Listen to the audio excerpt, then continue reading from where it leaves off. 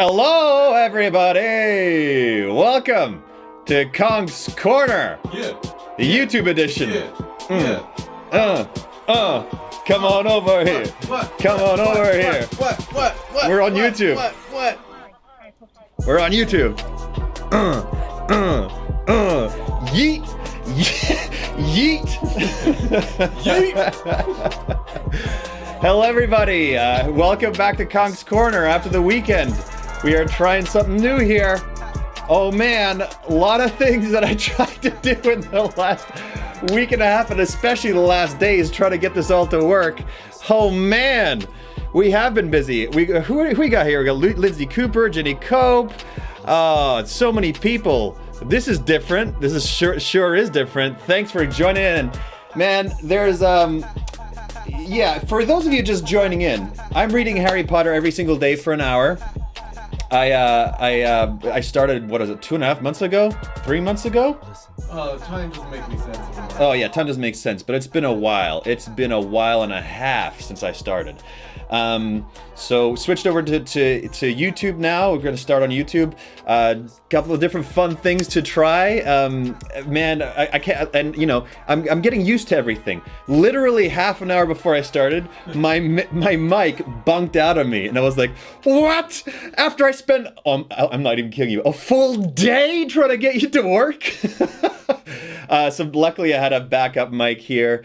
We got some fun things I want to try out here. Today we're going to take it a bit easier. Not going to try everything crazy with lights and everything. Just what we got right now. A couple of fun things. We can give them a taste. Sure, yeah. So this is a taste of one of the things that we want to try. If something's really shocking...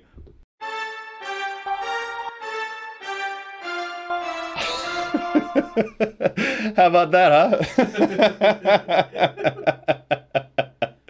Oh man. And look, you got a Dex cam up there. You get to see him the whole time. Hey buddy, I even get to pet him sometimes. How do you like that, everybody? Okay, so before we kick off, there's a couple of fun things to do here. First of all, I want everybody to go crazy because somebody's been with us from the very beginning. Jackie, has graduated. She wasn't able to walk, so let's all give her a huge applause and celebrate her graduating. Woo! Welcome, Jackie. Yeah. You have made it. You have worked hard. You have graduated. We're all so proud of you. I, your father, watching you grow up from a young child, and now seeing you go into the world to change it, cannot be prouder. Okay? Thanks so much for joining from the beginning. You're awesome. Good on you. We're proud of you. Congratulations. Sayer, who's also been on the stream for a while, he sent in this song, which is another beautiful thing for us. When you gotta go, it's toilet time. It's toilet time.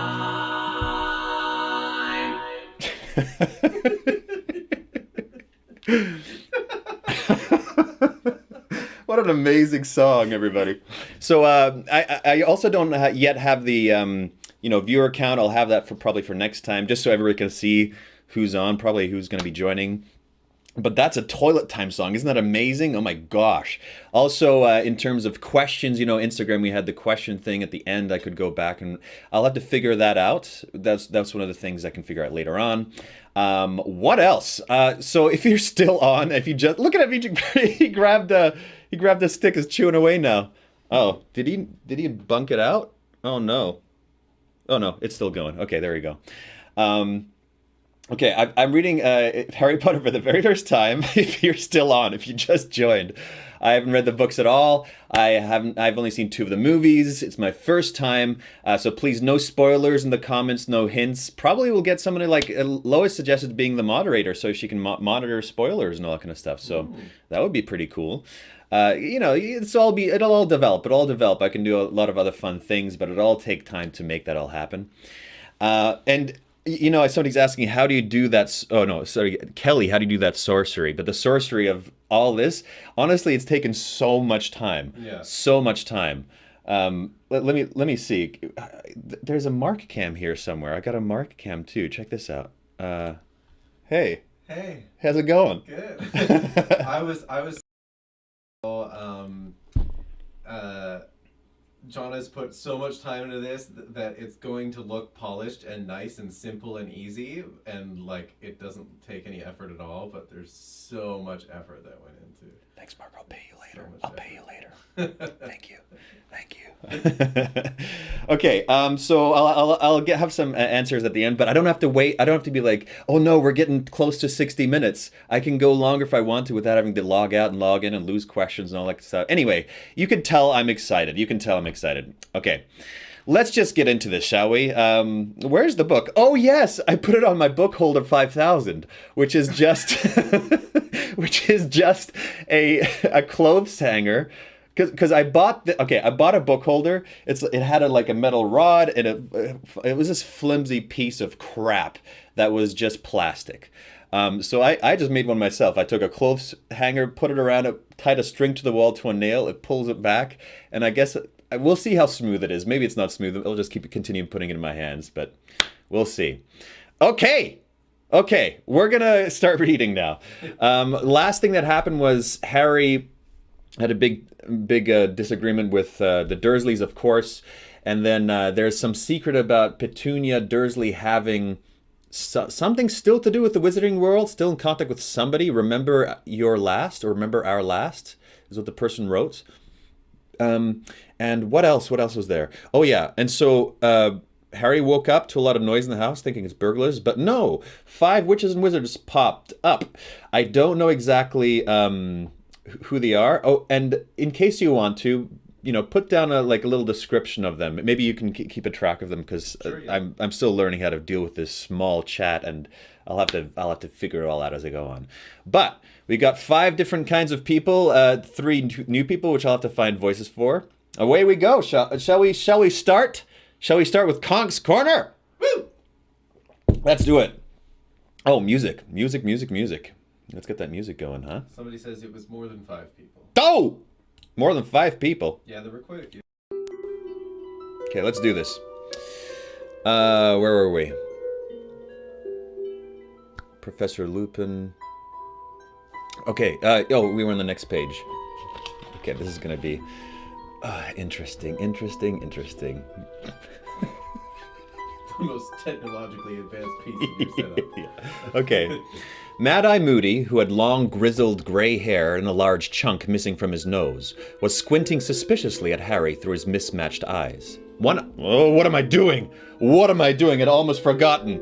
The scar, the wand, and the glasses. I can't do this. Oh no. I have to figure this out too. And it's flipped.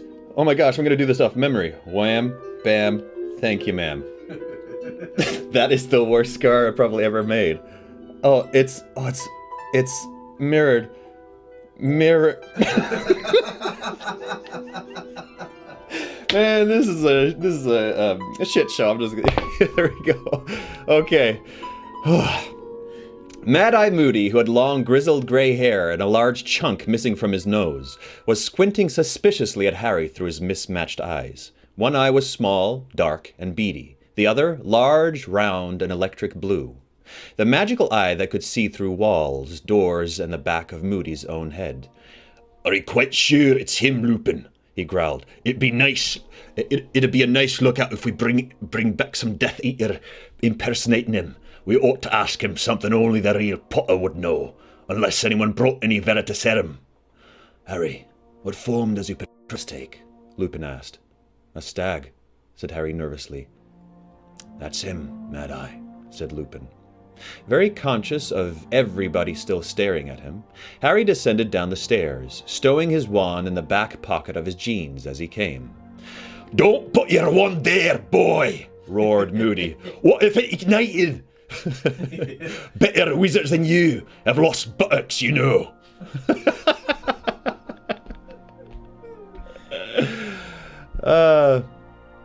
Okay, the violet-haired woman. Who is she? Oh yeah, she's like a little spunky. She's younger than Lupin. She's younger than Lupin. She's okay. Let's see. I gotta get a button for you on here too. I don't have a button for you on here. I gotta figure that out too. Yeah. Let's see. How does she sound like? Where was she?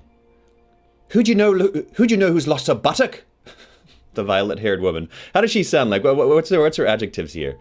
Yeah, welcome, Callian. Callian, I hope that's right, probably pronounced. Okay.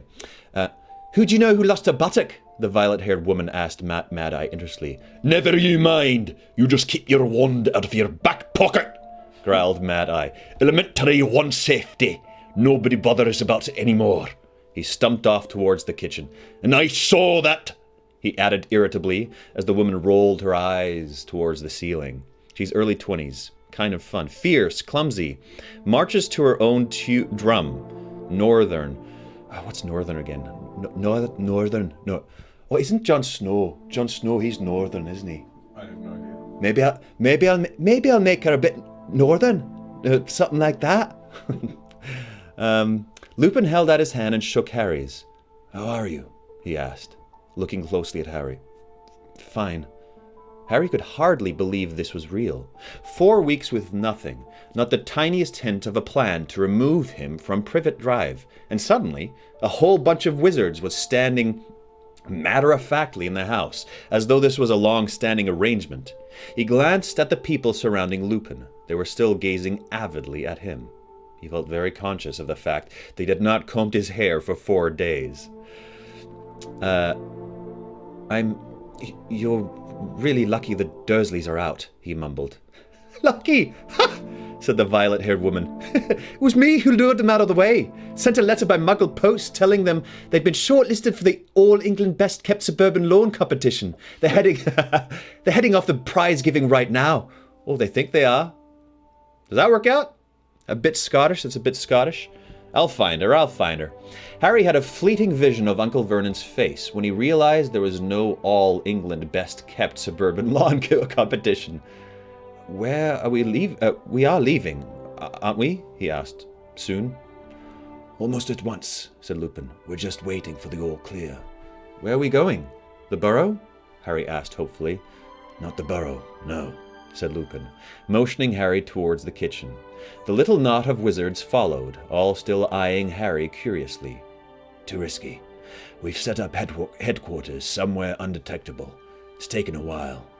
Mad-Eye Moody was now sitting at the kitchen table, swigging from a hip flask, his magical eyes spinning in all directions, taking in the Dursleys' many labor-saving appliances. This is Alistair Moody, Harry, Lupin continued, pointing towards Moody. I'm excited to find out if there's, any differences between Crouch's Moody and his Moody. I'm wondering. Yeah. Yeah, I know, said Harry uncomfortably. It felt odd to be introduced to someone he thought he'd known for a year. And this is Nymphadora. Don't call me Nymphadora, Remus, said the young witch with a shudder. It's Tonks. Tonks? Oh, the Dexter's out. Okay. Nymphadora Tonks, who prefers to be known by her surname only, finished Lupin. So, would you, if your fool of a mother had called you Nymphadora, muttered Tonks. And this is Kingsley Shacklebolt, he indicated the tall black wizard, who bowed. Elpheus Doge. He's that wizard with the head of that Doge character. Okay, if you have some adjectives for the different characters, let me know. The wheezy voiced wizard nodded. Wheezy voiced. Okay, that's great. Daedalus Diggle. Excitable Diggle. Okay. We've met before, squeaked the excitable Diggle, dropping his violet-covered top hat. Emmeline Vance. Holy smokes, these are a lot of characters. Emmeline Vance, a stately-looking witch in an emerald-green shawl, inclined her head. Sturgis Podmore. What? A square-jawed wizard with thick straw-colored hair winked. And Hestia Jones. A pink-cheeked, black-haired witch waved from next to the toaster. Harry inclined his head awkwardly at each of them as they were introduced. He wished they would look at something other than him. It was as though he suddenly been ushered on stage. He also wondered why so many of them were there. A surprising number of people volunteered to come and... Oh, a surprising number of people volunteered to come and get you, said Lupin, as though he had read Harry's mind, the corner of his mouth twitching slightly. Yeah, well, the more the better. No. Yeah, well, the more the better, said Moody darkly. Wear your guard, Potter. We're just waiting for the signal to tell us it's safe to set off, said Lupin, glancing out of the kitchen window. We've got about 15 minutes. Tonks. Very clean, aren't they, these muggles, said the witch called Tonks, who was looking around the kitchen with great interest. My dad's muggle-born and he's a right old slob. I suppose it varies, just as it does with wizards. Yeah, said Harry. Look, he turned to Lupin. What's going on? I haven't heard anything from anyone. What's Voth? Several of the witches and wizards made odd hissing noises.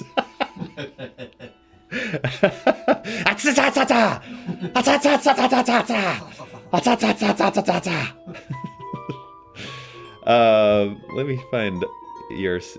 Let me see, because I need to get this button on there too, so I can just zap over to you too. Look, I even aligned the lines here. Isn't that impressive, everybody? Isn't that so cool? Am I not the coolest? Let me just go ahead and shift this a little No, bit. don't you dare. Don't you dare. Imagine Kingsley with a deep voice.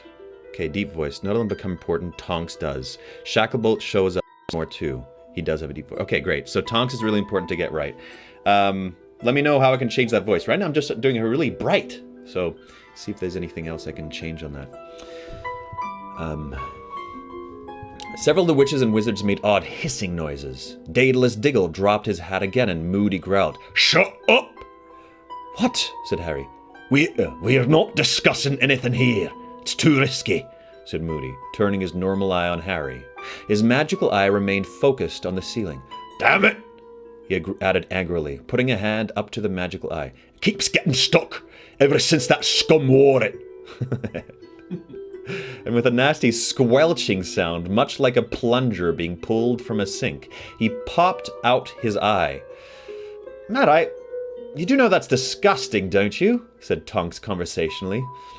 Give me a glass of water, would you, Harry? Requested Moody. Harry crossed to the dishwasher, took out a clean glass, and filled it with water at the sink, still watched eagerly by the band of wizards. Their relentless staring was starting to annoy him. Cheers, said Moody.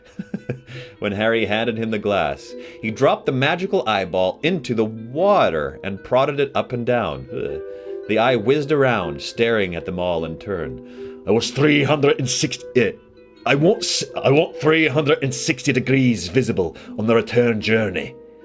How are we getting wherever we're going? Harry said. A bit too loud for me. There we go. She's more cool and kind. The girl who was emo at 14 but matured since then. Okay, great. That's good. Yeah, that helps me out. Brooms, said Lupin. Only way. You're too young to apparate. They'll be watching the Flu network, and it's more than our life's worth to set up an authorized port key. Okay, Kingsley Shacklebolt. That's the guy with the deep voice. Remus says you're a good flyer, said Kingsley Shacklebolt in his deep voice. He's excellent, said Lupin, who was checking his watch. Anyway, you'd better go and get packed, Harry. We want to be ready to go when the signal comes. I'll come and get you. I'll come and help you, said Tonks brightly. She followed Harry back into the hall and up the stairs, looking around with much curiosity and interest. Funny place, she said. It's a bit too clean. Do you know what I mean? A bit unnatural. Oh, this is better, she added, as they entered Harry's bedroom and he turned on the light. Don't you have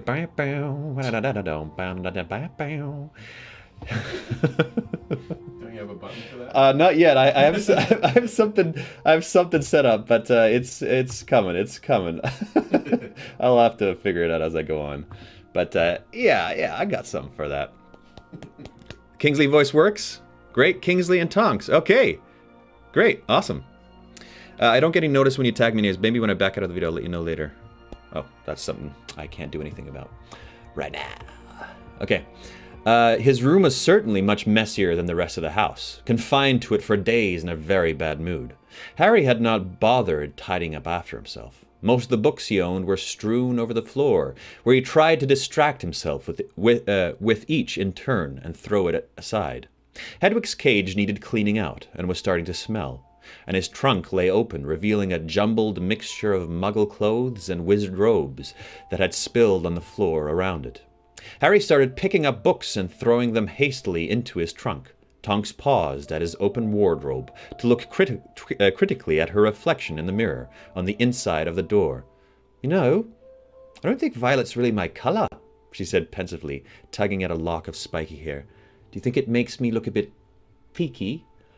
Said Harry, looking up at her over the top of Quidditch teams of Britain and Ireland. "Yeah, it does," said Tonks decisively. She screwed up her eyes in a strained expression as though she was struggling to remember something. A second later, her hair had turned bubblegum pink. Oh, okay, so fashion.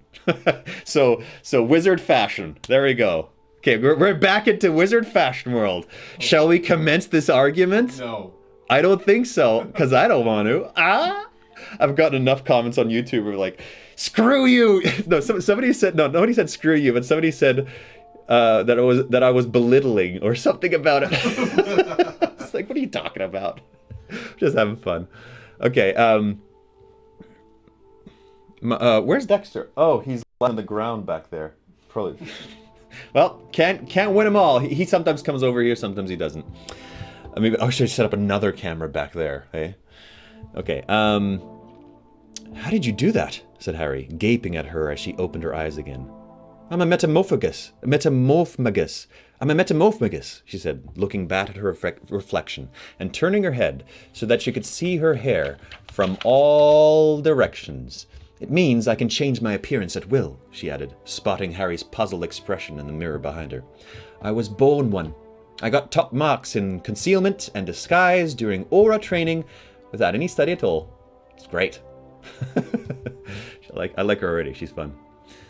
You're an aura, said Harry, impressed. Being a dark wizard catcher was the only career he'd ever considered after Hogwarts. Yeah, said Tonks, looking proud. Kingsley is as well. He's a bit higher up than me. Though, I only qualified a year ago. Nearly failed on stealth and tracking. I'm dead clumsy. Did you hear me break that plate when we arrived downstairs? Can you learn how to be a metamorphagus? Harry asked her, straightened up, completely forgetting about packing. Tons chuckled. I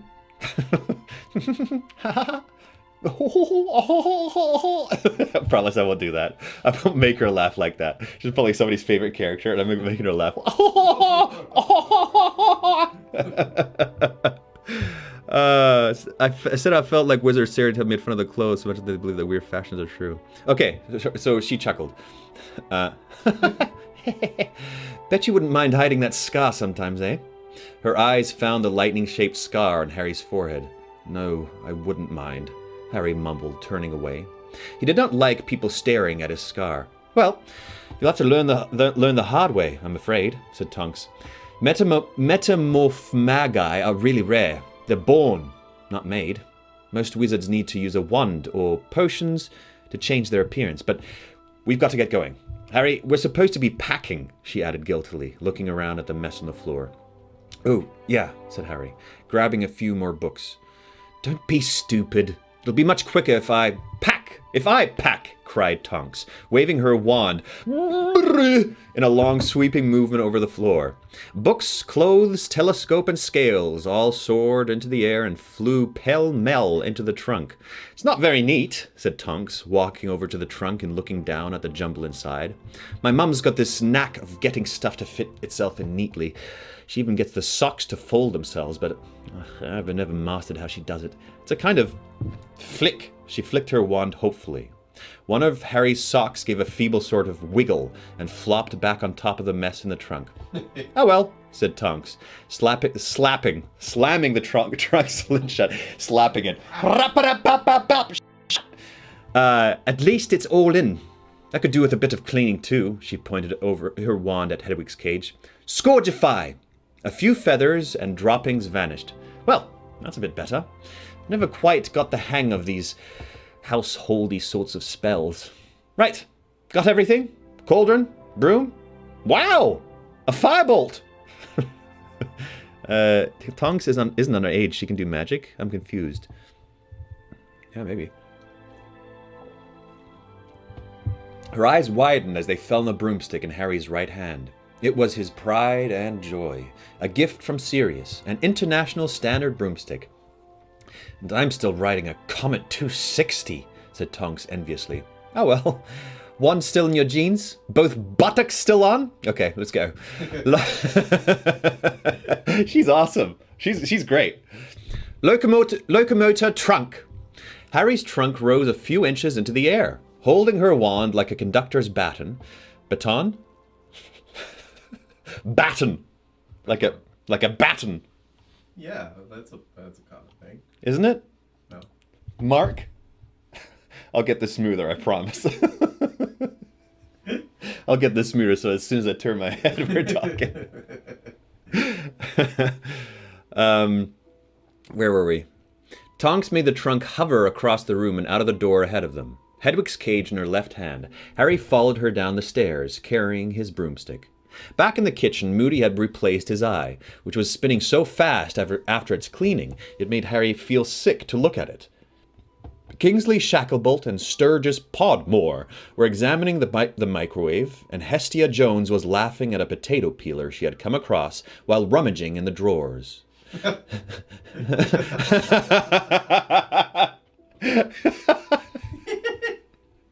Oh, what? Oh, everybody!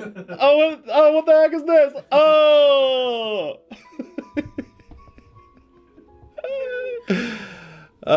New line of comments? What does that mean? Doesn't need to think about what? I don't know. She had come across while rummaging the drawers. Lupin was sealing a letter addressed to the Dursleys. Excellent, said Lupin, looking up as Tonks and Harry entered. We've got about a minute, I think. We should probably get into the garden, so we're ready.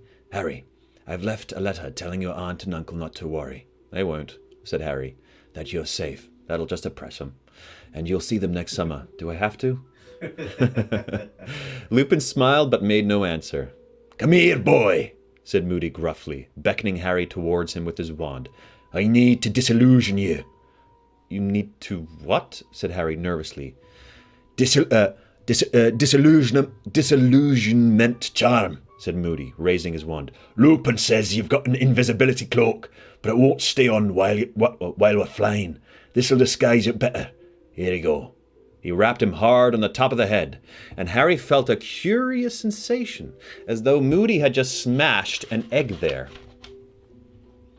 Cold trickles seemed to be running down his body from the point the wand had struck. Nice one, Mad Eye, said Tonks appreciatively, staring at Harry's midriff. Harry looked down at his body, or rather, what had been his body, for it didn't look anything like his anymore. It was not not invisible. Hey, buddy. Oh, he's off. It was not invisible. It had simply taken on the exact color and texture of the kitchen unit behind him. He seemed to have become a human chameleon. Come on, said Moody, unlocking the back door with his wand. They all stepped outside onto Uncle Vernon's beautifully kept lawn. Dexter, come here, buddy. Come here, buddy. I'm going to put him where he belongs. Right where that good boy. You belong here. Oh no, he's out again. I don't know. I can't. Oh, just stay where you are, Dexter. Anyway, okay. They all stepped outside onto Uncle Vernon's beautifully kept lawn. Clear night, grunted Moody, his magical eyes scanning the heavens. Could have done with a bit more cloud cover. Right. You, he barked at Harry. We're going to be flying in close formation. Tonks will be right in front of you. Keep close on her tail. Lupin will be covering you from below. I'm going to be behind you. The rest will be circling us. We don't break ranks for anything. Got me? If one of us is killed. Is that likely? Harry asked apprehensively. But Moody ignored him. "The others keep flying. Don't stop. Don't break ranks. If they take out all of us and you survive, Harry, there are you..." What's up with him? Oh, I thought he was chewing on the light cable. Sorry. Oh, no. He's just got this little string he sometimes like to chew on. "If they take all of us... take out all of us and you survive, Harry. The rear guard are standing by to take over. Keep flying east and they'll join you." "Stop being so cheerful, Mad Eye. You'll think we're not taking this seriously," said Tonks, as she strapped Harry's trunk and Hedwig's cage into a harness hanging from a broom. "I'm just telling the boy the plan," growled Moody. "Our job's to deliver him safely to headquarters, and if we die in the attempt..." "No one's going to die," said Kingsley Shacklebolt in his deep, calming voice. "Mount your brooms, that's the first signal," "Mount your brooms, that's the first signal," said Lupin sharply, pointing into the sky. Far, far above them, a shower of bright red sparks had flared among the stars. Harry recognized them at once as wand sparks. He swung his right leg over his firebolt, gripped its handle tightly, and felt it vibrating very slightly, as though it was keen, as he was to be up in the air once more. "Second signal, let's go," said Lupin loudly as more sparks, green this time, exploded high above them.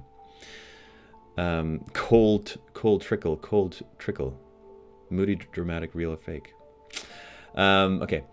Harry kicked off from the ground. The cool night air rushed through his hair as the neat square gardens of Privet Drive fell away, shrinking rapidly into a patchwork of dark greens and blacks, and every thought of the ministry hearing was swept away from his mind, as though the rush of air had blown it out of his head. He felt as though his heart was going to explode with pleasure.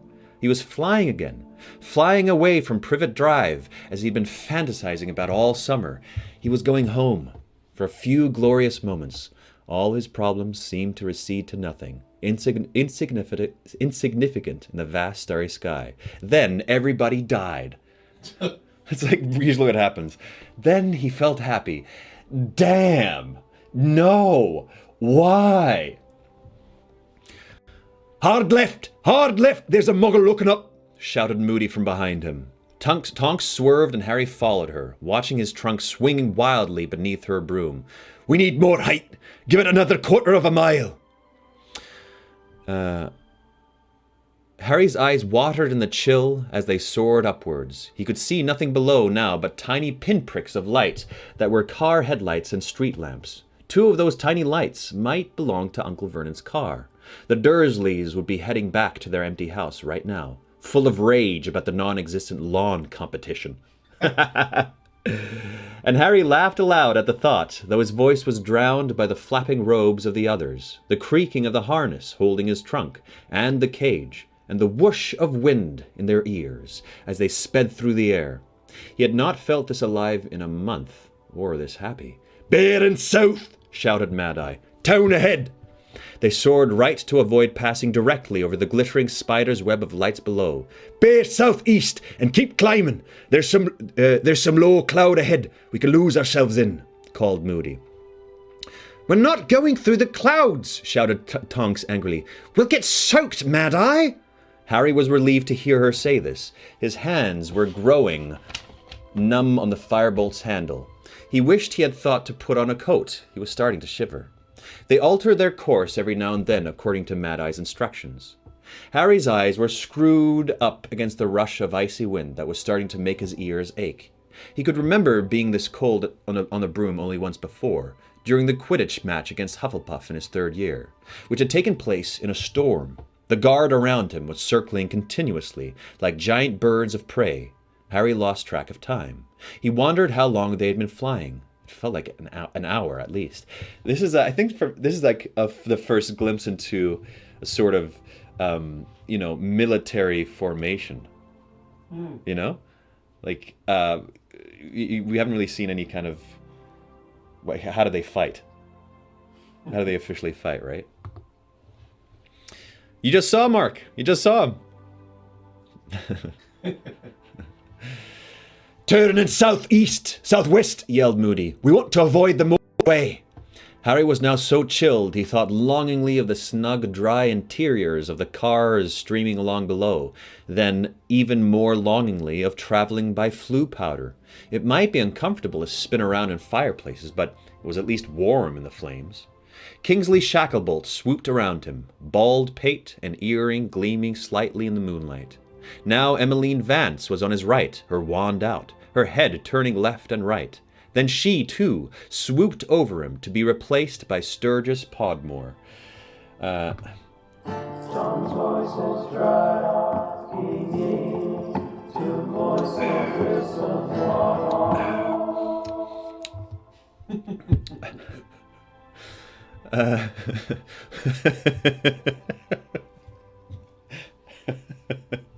I love that, Nathan. It's so good. We ought to double back for a bit, just to make sure we're not being followed, Moody shouted. Are you mad? Mad eye! Tonks screamed from the front. We're all frozen to our brooms. If we keep going off course, we're not going to get there until next week. Besides, we're nearly there now. Time to start the descent, came Lupin's voice. Follow Tonks, Harry. Harry followed Tonks into a dive. That one, Nate, made it so creepy. Yeah. They were heading for the largest collection of lights he had yet seen. A huge, sprawling, crisscrossing mass, glittering in lines and grids, interspersed with patches of deepest black. Lower and lower they flew, until Harry could see individual lights and street lamps, chimneys, and television aerials. He wanted to reach the ground very much, though he felt sure someone would have to unfreeze him from his broom. Here we go, called Tonks, and a few seconds later she had landed. Harry touched down right behind her and dismounted on a patch of unkempt grass in the middle of a small square. Tonks was already unbuckling Harry's trunk. Shivering, Harry looked around. The grimy fronts of the surrounding houses were not welcoming.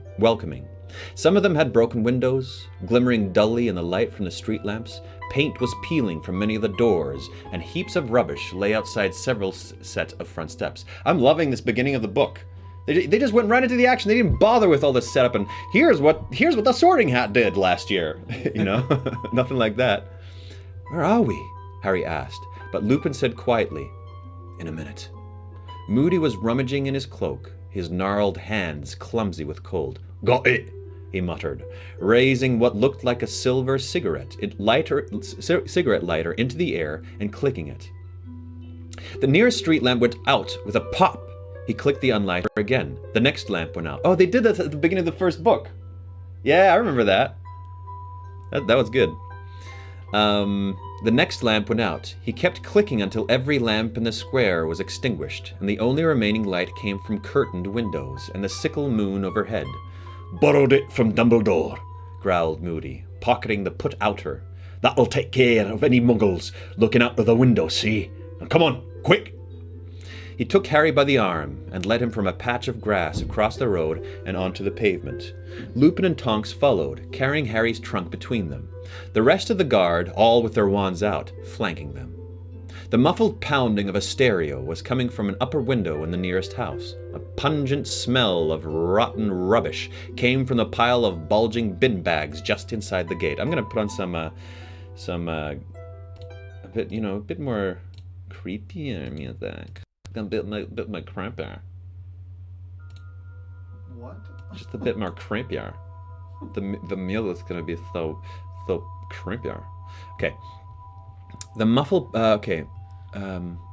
pounding of a stereo was coming from an upper window in the nearest house.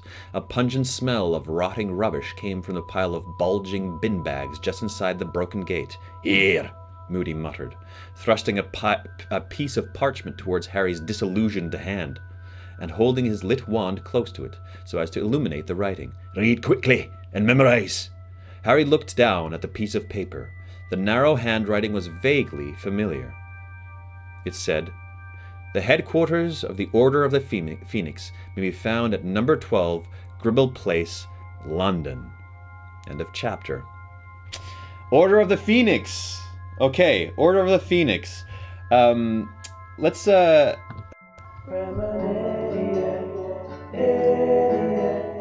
It's time for John's premonition. I premonize. I premonize that this is Order of the Phoenix. They're like a rogue guerrilla group they're fighting against. They're more have more allegiance to Hogwarts than to. You're on camera, by the way. Oh, am I? Yeah, you're on camera now.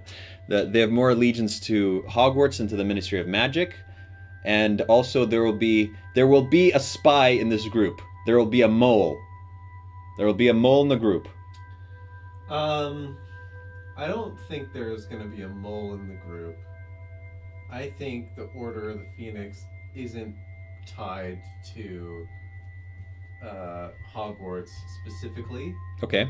But has allegiance with Dumbledore for sure. Allegiance with Dumbledore. Yeah. Okay. But not like explicitly to Hogwarts. Okay. You know what? I realized something. That when we're talking together, the chat isn't here, and so voila, now it is. See, it's magic. It's all magic. Okay, so that's your premonition. Well, your prophecy. I get premonitions. You get prophecies. I'm not premonizing anything.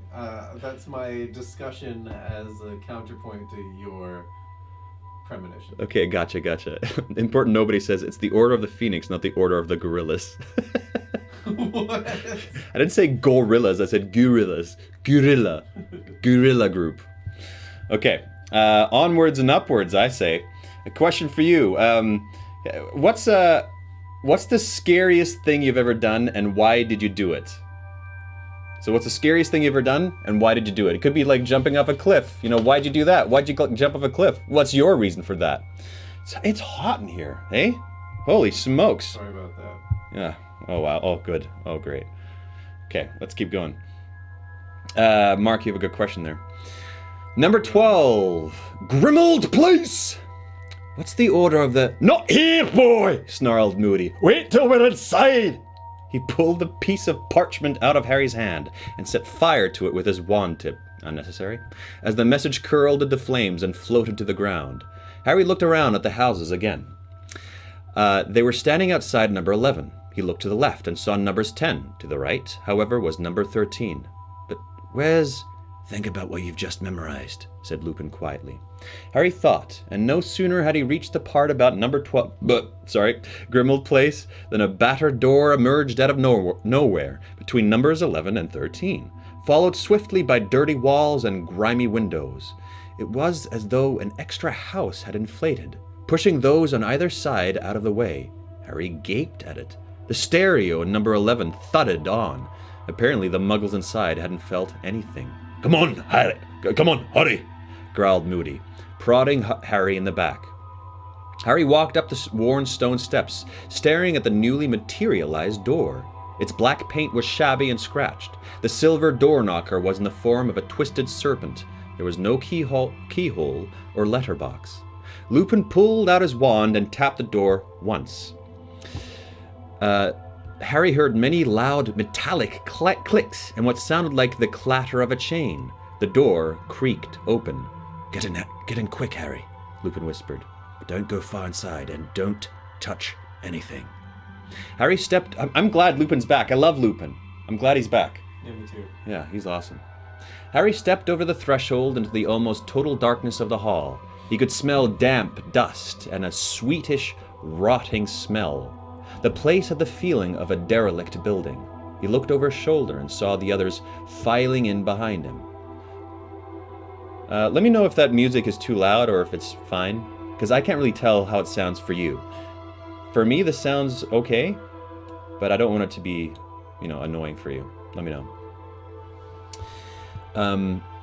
He looked over his shoulder and saw the others filing in behind him. Lupin and Tonks carrying his trunk and Hedwig's cage. Moody was standing on the top step, releasing the balls of light the put-outer had stolen from the street lamps.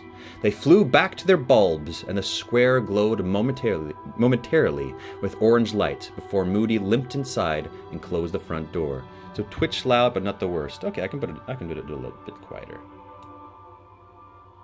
There we go. Yeah. Moody limped inside and closed the front door so that the darkness in the hall became complete. Here! He rapped Harry hard over the head with his wand. Harry felt as though something hot was trickling down his back this time, and knew that the disillusionment charm must have lifted. Now, stay still. Stay still, everyone, while I give us a bit of light in here, Moody whispered. The others' hushed voices were giving Harry an odd feeling of foreboding. It was as though they had just entered the house of a dying person. He had heard a soft hissing noise, and then old-fashioned gas lamps spluttered into life all along the walls, casting a flickering, insubstantial light over the peeling wallpaper and threadbare carpet of a long, gloomy hallway, where a cobwebby chandelier glimmered overhead and age-blackened portraits hung crooked on the walls. Harry heard something scuttling behind the skirting board. Both the chandelier and the candelabra, I love that word, candelabra! Just fun to say, man.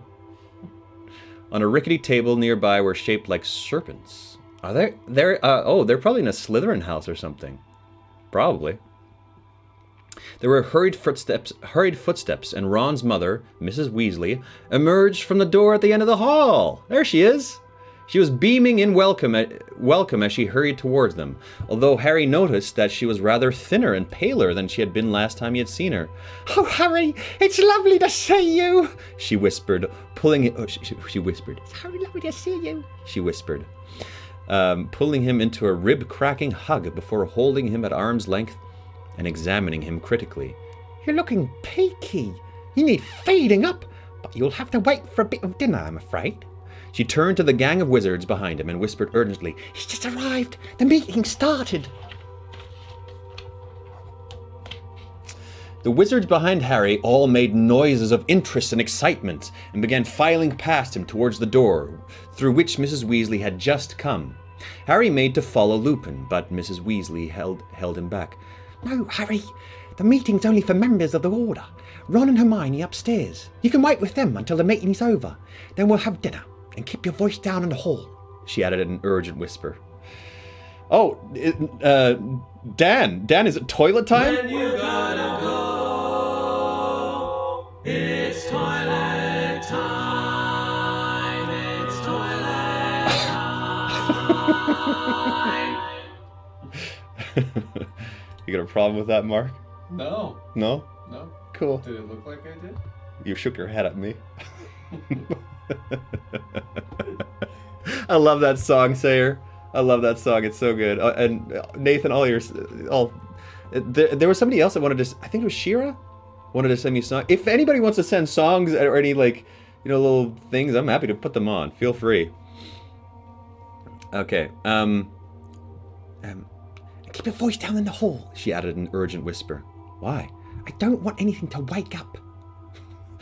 What do you... I will explain later. I've got to hurry. I'm supposed to be at the meeting.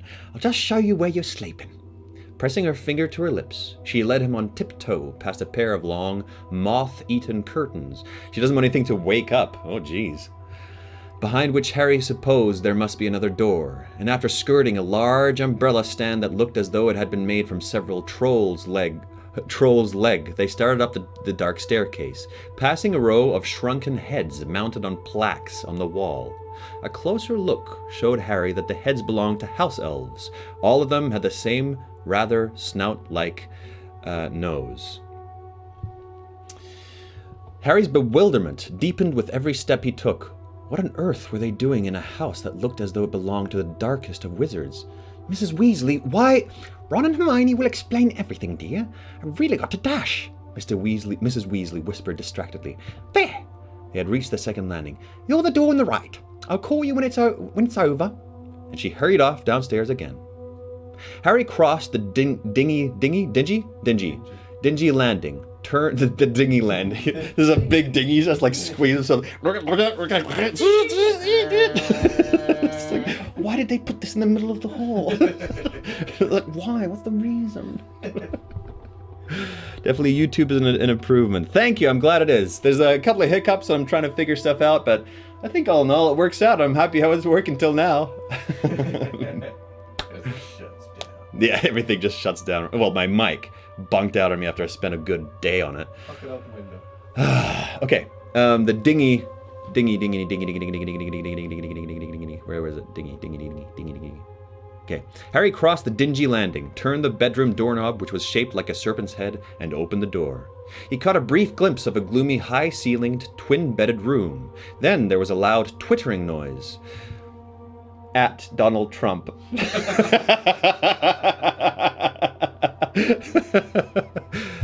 Followed by an even louder shriek, and his vision was completely obscured by a large quantity of very bushy hair. Hermione! She's back! Had thrown herself onto him in a hug that nearly knocked him flat, while Ron's tiny owl, Pigwidgeon, zoomed excitedly around and round their heads. Ooh! Harry! Oh, Ron! He's here! Harry's here! We didn't hear you arrive. Oh, how are you? Are you right? Have you been furious with us? I bet you have. I know our letters were useless, but we couldn't tell you anything. Dumbledore made us swear we wouldn't. Oh, we've got so much to tell you! And you've got things to tell us. The Dementors! When we heard, and that ministry hearing, it's just outrageous. I've looked it all up. They can expel you. They can't expel you. They just can't. There's a provision in the decree for the reasonable restriction of underage sorcery for the use of magic in life-threatening situations. Let him breathe, Hermione, said Ron.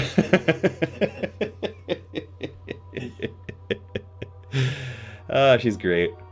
Grinning as he closed the door behind Harry, he seemed to have grown several more inches during their months apart, making him taller and more gangly looking than ever, though the long nose, bright red hair, and freckles were the same. It's good to be back with the golden trifecta. It's good to be back. Thank you, Jenny. Love you too.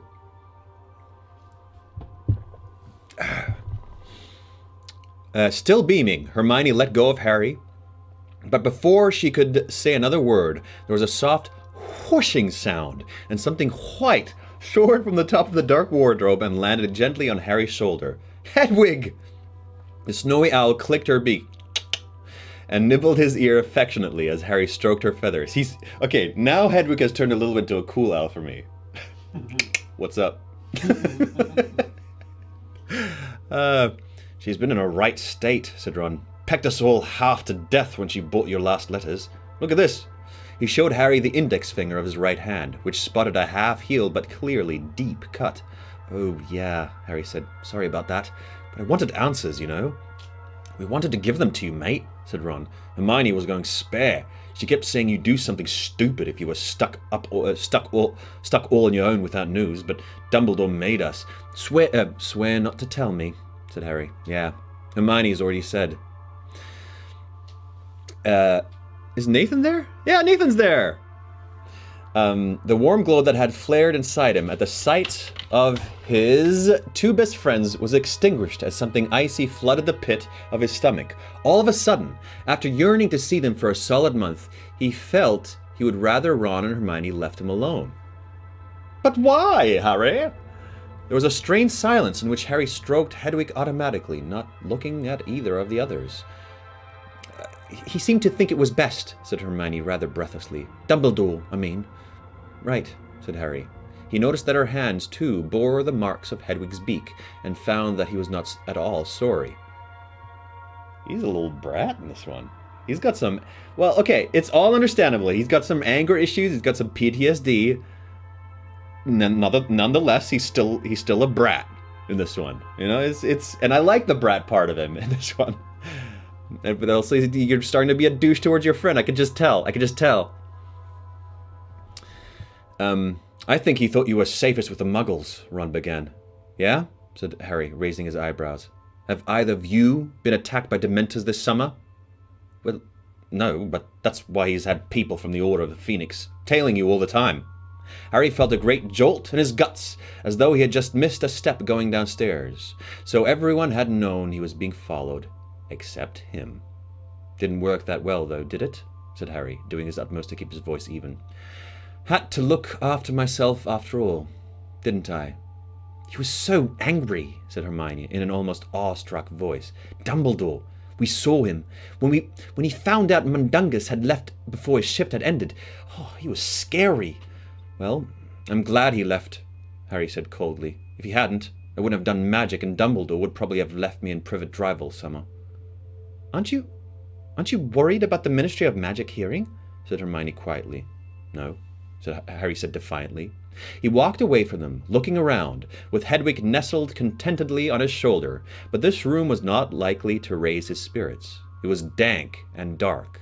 A black stretch of canvas in an ornate picture frame was all that relieved the bareness of the peeling walls. And as Harry passed it, he thought he heard someone who was lurking out of sight snigger. So why has Dumbledore been so keen to keep me in the dark? Harry asked, still trying hard to keep his voice casual. Did you, bother to ask him at all? He glanced up just in time to see them exchanging a look that told him he was behaving just as they had feared he would. It did nothing to improve his temper. We told Dumbledore we wanted to tell you what was going on, said Ron. We did, mate, but he's really busy now. We've only seen him twice since we came here, and he didn't have much time. He just made us swear not to tell you important stuff when we wrote.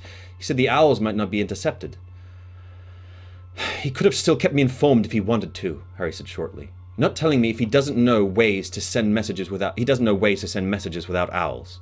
Hermione glanced at Ron and then said, I thought that too, but he didn't want you to know anything. Maybe he thinks I can't be trusted, said Harry, watching their expressions. Don't be thick, said Ron, looking highly disconcerted. Or that I can't take care of myself. Of course he doesn't think that, said Hermione anxiously. So how come I have to stare at the Dursleys while you two get to join in everything that's going on here, said Harry, the words tumbling over one another in a rush, his voice growing louder with every word. How come you two are allowed to know everything that's going on? We're not, Ron interrupted. Mum won't let us near the meeting. She said we're too young. But before he knew it, Harry was shouting. So you haven't been in the meetings. Big deal. You've still been here, haven't you? You've still been together? Me? I've been stuck at the Dursleys for a month, and I've handled more than you two have ever managed, and Dumbledore knows it. Who saved the Philosopher's Stone? Who got rid of Riddle? Who saved both your skins from the Dementors? Every bitter and resentful thought Harry had in the past month was pouring out of him. His frustration at the lack of news, the hurt that they had all been together without him, his fury at being followed and not told about it, all the feelings he was half ashamed of finally burst their boundaries. Hedwig took fright at the noise and soared at the top of the wardrobe again. Pigwidgeon twittered in alarm and zoomed even faster around their heads. Who got past dragons and sphinxes and every other foul thing last year? Who saw him come back? Who had to escape from him? Me! Ron was standing there with his mouth half open, clearly stunned and at a loss for anything to say, while Hermione looked on the verge of tears. But why should I know what's going on? Why should anyone bother to tell me what's been happening? Harry, we wanted to tell you, we really did, Hermione began. Can't have wanted that much, can you? Or you'd have sent me an owl, but Dumbledore made you swear. Well, he did. 4 weeks I've been stuck in Privet Drive, nicking papers out of bins and trying to find out what's been going on. We wanted to. I suppose you've been having a real laugh, haven't you, all holed up here together? No, honest. Harry, we're really sorry, said Hermione desperately, her eyes now sparkling with tears. You're absolutely right, Harry. So it's a bit loud. Harry, I'd be furious if it was me. Harry glared at her, still breathing deeply, then turned away from them again, pacing up and down. Hedwig hooted glumly from the top of the drawer. There was a long pause, broken only by the mournful creak of the floorboards below Harry's feet. What is this place, anyway? He shot at Ron and Hermione. Sorry, this is a bit annoying right now, so I'm putting on the regular music. There we go. Headquarters of the Order of the Phoenix, said Ron at once. Is anyone going to bother telling me what the Order of the Phoenix... It's a secret sorcery, said Hermione quickly. Dumbledore's in charge. He founded it. It's the people who fought against you-know-who last time. Who's in it? Said Harry, coming to a halt with his hands in his pockets. Quite a few people. We've met about 20 of them, said Ron, but we think there's more. Harry glared at them. Well? He demanded, looking from one to the other. Said Ron. Well, what? Voldemort, said Harry furiously, and both Ron and Hermione winced. What's happening? What's he up to? Where is he? What are we going to do to stop him? We've told you.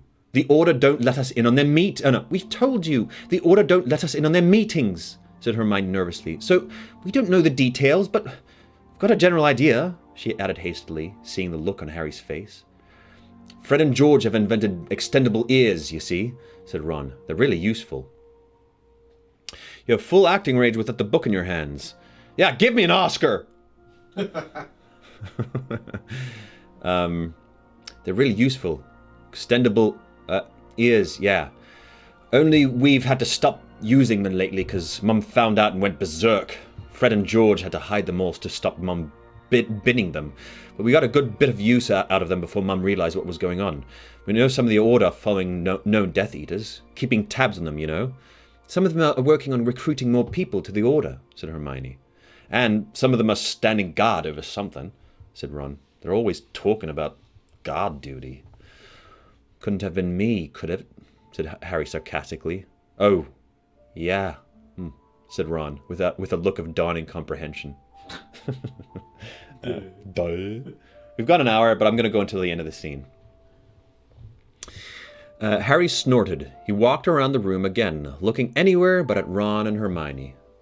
So, what have you two been doing, if you're not allowed in meetings? He demanded. You said you've been busy. We have, said Hermione quickly. We've been decontaminating this house. It's been empty for ages, and stuff's been breeding in here. We've managed to clean out the kitchen, but most of the bedrooms, and I think we're doing the drawing room tomorrow. Ah! With two loud cracks, Fred and George, Ron's elder twin brothers, had materialized out of thin air in the middle of the room. Pigwidgeon twittered more wildly than ever and zoomed off to join Hedwig on top of the wardrobe. Okay, that's a good place to end. New entry of new characters. Wow. Harry is acting out. He's acting a fool. Holy. Man, oh man. Any thoughts, Mark? You know, at first I was like, I thought he was being a little over the top, but then he actually like listed all of the shit that he's had to do. Excuse me for the pejorative. All the stuff that he's had to do with. Yeah. For like the last few years.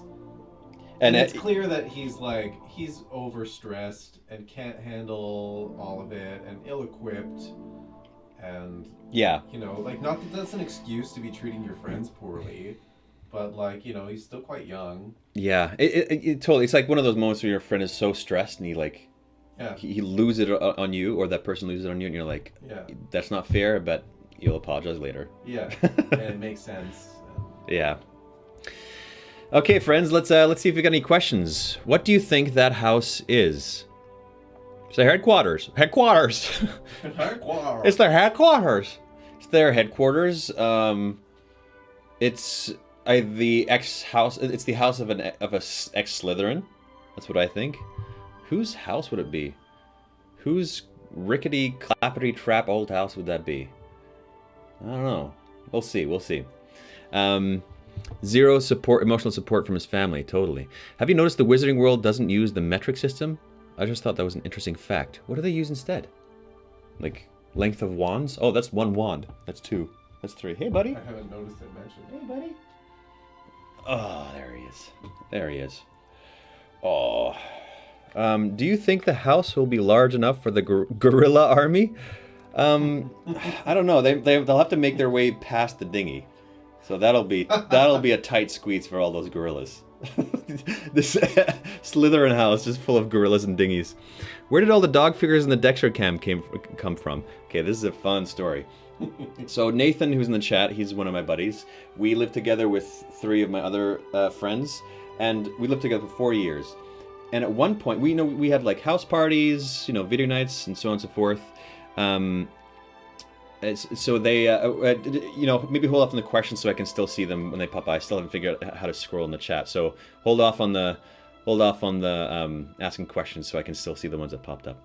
Okay, so after these parties, we kept on like seeing dog figurines. Just like one would pop up. I'm like, where the heck did that come from? And then, we'd accuse other people, like, what was? And they kept on popping up. Even there was like one giant teddy bear dog outside our house.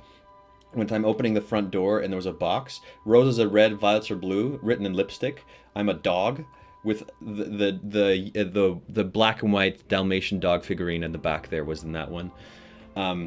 It was just all over the place. We started accusing each other. I was like, I could have sworn it was Kenton. I kept on like getting so angry. I was like, it's you! And he's like, no, it's not me. We kept accusing each other for a good year.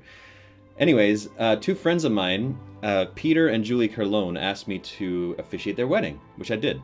And so during the officiation, I don't know what you call it, and then the vows, Peter was giving his vows. He's a comedian, giving his vows to Julie. He said, and I knew that you could keep up with me, and we could laugh a long time when I found out you were pulling a 3-year-long prank on John, on a friend by putting dogs all over his house. And I was just like nodding, and then I was like, what? Like I yelled what, and like everybody erupted. We like just laughed for a minute. It was pretty amazing. I knew from the You knew? From the very beginning. You knew? I knew from the very beginning. Mark! Because I was roommates with Julie. Get out. When she started that. Get out. And she told me. Get out of I here. promised never to tell. Oh, you were roommates with her, right? Yeah. Oh my gosh. So that's the story of the dogs. Not too much. They still use scroll to write. They don't know what a notebook is. I don't know what that means. That is what I thought every time I read them doing homework. Okay.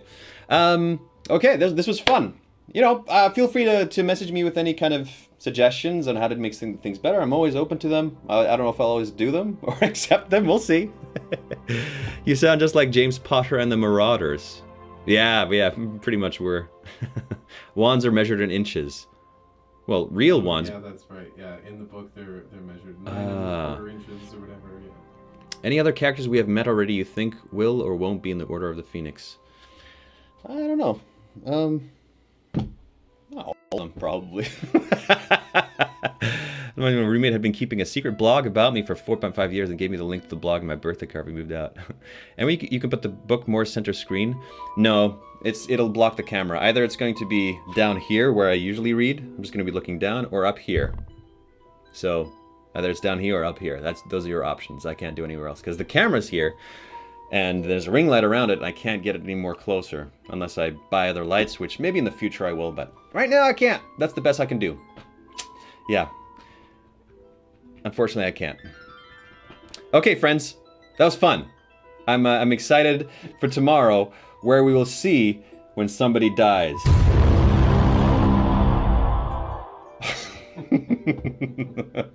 thought you were gonna do the other one. You were ready? You ready for this one?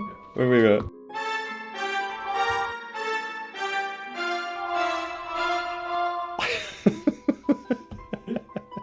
Okay, friends, thanks so much. I will see you tomorrow at 6 o'clock on here again. I think this went well. I'm gonna try and fit in some other things. Okay, see you later, friends. I'm ending the stream now. I'm gonna figure out how to end this all. First, I'm ending it. Let's see. Bye-bye.